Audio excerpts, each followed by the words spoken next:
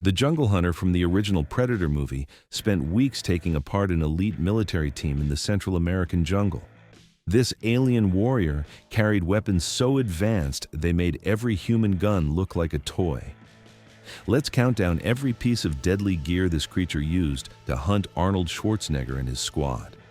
Starting at number 5, we need to talk about the technology that made everything else work. The biohelmet sits on the Predator's head and does way more than just look intimidating. This mask gives the creature thermal vision, which means it sees the world in heat signatures instead of regular sight. Every warm body shows up bright red and orange against the cooler jungle background. The team had no idea they were being watched through walls of vegetation because the Predator could track their body heat from hundreds of yards away. The helmet also provides zoom functionality, letting the hunter scope out targets from incredible distances.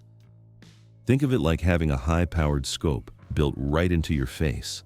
The Predator could study Dutch and his men from the treetops, watching their every move and planning attacks. Recording capability meant the creature could capture voices and play them back later. This feature becomes terrifying when the Predator starts mimicking the team members, calling out phrases like "any time" to lure soldiers into ambushes. Mac falls for this trick when he hears what sounds like Blaine's voice, only to walk straight into a trap.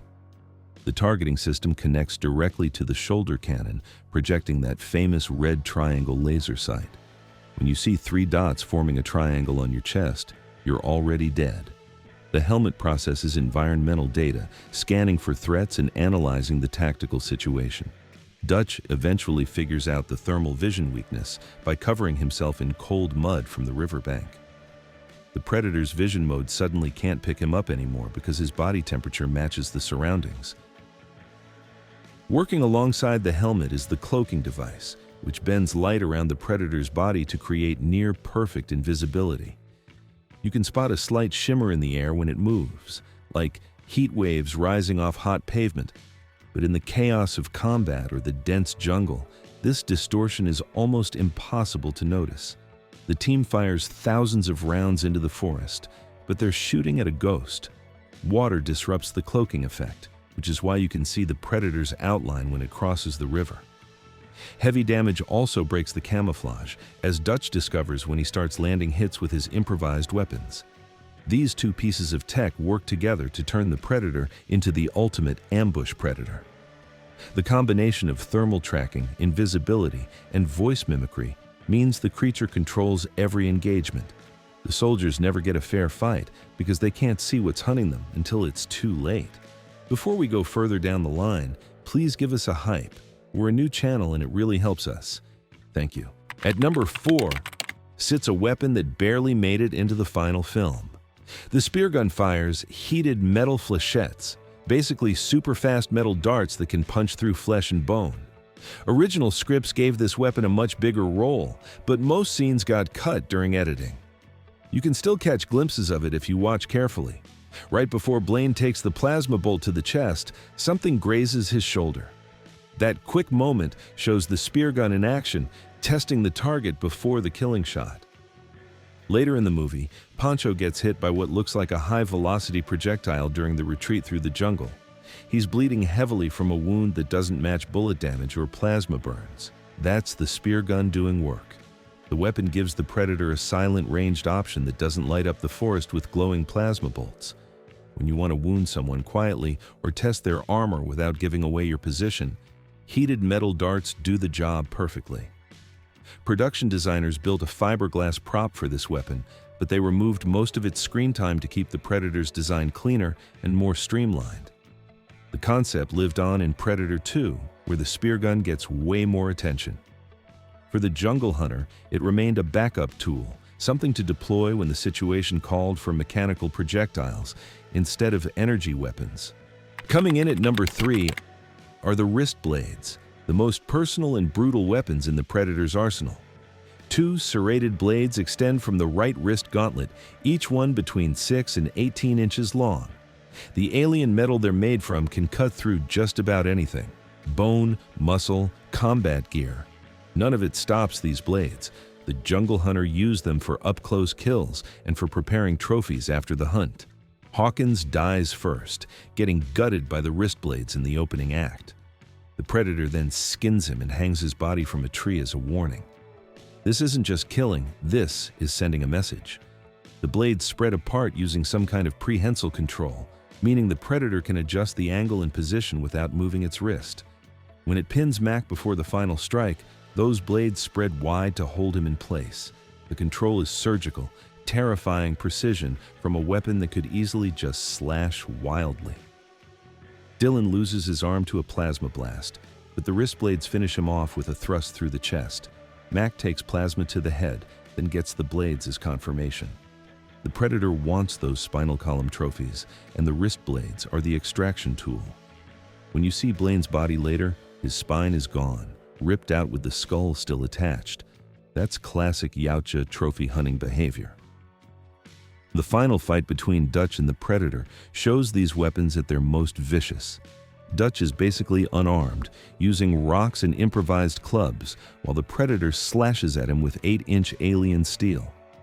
The blades cut Dutch's chest and arm in deep gashes that would kill most people from blood loss.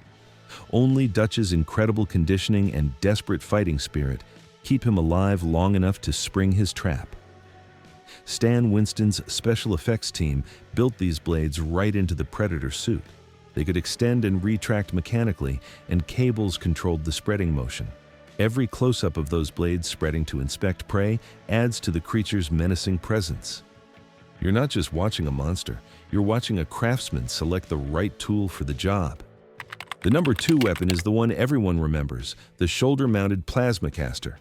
This directed energy weapon fires superheated plasma bolts in pale blue bursts that explode on impact. The articulated arm lets it swivel and track independently, aiming wherever the predator looks. The connection to the biohelmet's targeting system means perfect accuracy at insane ranges. That red triangle laser sight has become one of the most iconic images in action horror cinema. The plasmacaster operates on adjustable power settings. Low power gives you precision kills, just enough energy to drop a single target. Crank it up, and you get bolts that can breach starship hulls. Blaine gets hit with a mid-power shot that punches a hole completely through his torso. The exit wound is massive, big enough to see through. He dies before he hits the ground. The predator takes his spine as the first major trophy of the hunt. Mac's death shows the weapon's devastating capability at close range. He empties his weapon at the predator's position, trying to avenge Blaine, and the return fire takes his head clean off. One bolt, one headshot, no body left to recover. The plasma doesn't just burn, it explosively vaporizes tissue. Dylan loses his entire right arm at the shoulder from a single hit. The thermal energy severs the limb instantly, cauterizing as it cuts. The sound design for this weapon became legendary. That high-pitched charging whine, followed by the thunderous crack of discharge, tells you death just arrived. The visual effects team at R/Greenberg Associates created the glowing bolts using practical sparks and optical compositing. Each shot looks like a piece of the sun flying through the jungle. The prop itself measured about 28 centimeters long, cast in dense rubber with a metallic crackle finish that caught the light perfectly. Range on this thing is incredible. The predator can zoom its vision and fire accurately from several hundred yards away. Dutch's team never had a chance to close the distance because every approach got picked apart by plasma fire. The weapon tracks via head movement, so wherever the predator looks, death follows. The only reason Dutch survives the final confrontation is because the predator chooses to discard the plasmacaster before the fight. Honor Code demands a fair match against worthy prey. The creature wants to prove itself in hand-to-hand combat, so it ditches the ultimate ranged advantage. Throughout the film, the plasmacaster kills more soldiers than any other weapon. It's the signature tool of the Yautja species, appearing in every single Predator film since. The 1987 version set the standard, creating a weapon that balanced alien technology with visceral impact. You feel every hit, every explosion of superheated plasma tearing through human bodies. Now we reach number 1, the weapon nobody saw coming. Hidden inside the left wrist gauntlet sits a compact self-destruct device that makes everything else look like a toy. This isn't just a bomb. This is a doomsday weapon small enough to wear on your arm. When Dutch finally defeats the predator using a massive log trap, crushing it under tons of wood, the creature reaches for its gauntlet one last time. The activation sequence shows holographic Yautja symbols counting down, glowing green and red against the jungle darkness. The predator starts laughing, not a human laugh, but something distorted and psychotic. That laugh is actually actor Kevin Peter Hall's voice slowed down and processed. It sounds alien and wrong, a final taunt aimed at Dutch, who's trying to figure out what's happening. The creature knows exactly what comes next. Dutch realizes the danger and runs. The device charges with a rising whine that builds in pitch and volume. The blast that follows is catastrophic. A massive blue-tinted explosion tears through the jungle, creating a mushroom cloud visible for miles. The fireball expands outward at incredible speed, vaporizing everything in its path. Trees, earth, moisture, it all gets converted to superheated plasma and scattered across square kilometers. Dutch survives only by diving into water at the absolute edge of the blast radius. The shockwave still hits him hard enough to knock him unconscious. When he wakes up, there's a smoking crater where dense jungle used to be. The explosion's yield is estimated at several kilotons based on the mushroom cloud and destruction radius. That's tactical nuclear weapon levels of power coming from something you wear on your wrist. The purpose behind this weapon reveals Yautja culture. They value honor above survival. Getting captured means shame. Losing your technology to prey means disgrace. The self-destruct device ensures neither happens. Even in defeat, the predator denies Dutch any victory trophy or chance to study the alien tech. Everything gets vaporized in one final act of defiance. Production crews used practical pyrotechnics combined with miniature effects and optical compositing to create the explosion. The result became one of cinema's most memorable alien suicide sequences. It's the ultimate surprise because the movie spends 90 minutes showing you plasma cannons and blades, then reveals the predator was basically wearing a nuclear device the whole time. If it wanted to, it could have just walked into the middle of Dutch's team and activated the bomb, taking everyone out instantly. The fact it chose the honor of the hunt instead shows the complexity of these alien warriors. This weapon makes the predator infinitely more dangerous than any conventional threat. A single failed hunt could devastate a city. The power scale jumps from science fiction action to apocalyptic horror in seconds.